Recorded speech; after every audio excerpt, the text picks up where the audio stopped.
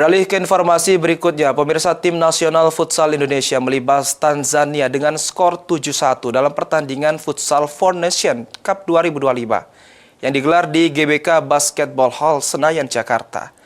Pelatih timnas futsal Indonesia Hector Souto pada konferensi persnya mengungkapkan akan memperbaiki kesalahan pemain untuk melawan Belanda dan Latvia.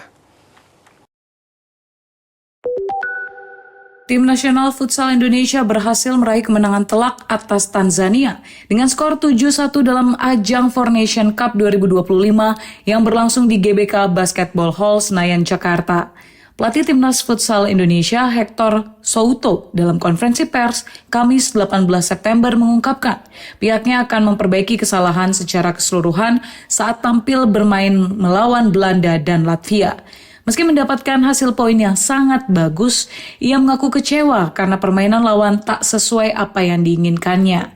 Lantaran gaya bermain Tanzania cenderung sangat jauh berbeda pada kualitas pemain futsal nasional pada umumnya. I hope we can correct the bigger mistakes and arrive in the game with good performance, because I think with our people, and if we play as we know, not as today, we can do a good game against Netherlands and then against Latvia. Itu bukan performa terbaik karena kita udah persiapkan juga untuk pertandingan-pertandingan selanjutnya. Jadi tanggapan saya, kita bersyukur pertandingan hari ini, tapi banyak kekurangan yang harus diperbaiki. Semoga pertandingan selanjutnya kita bisa lebih baik dan menunjukkan performa terbaik dan identitas timnas.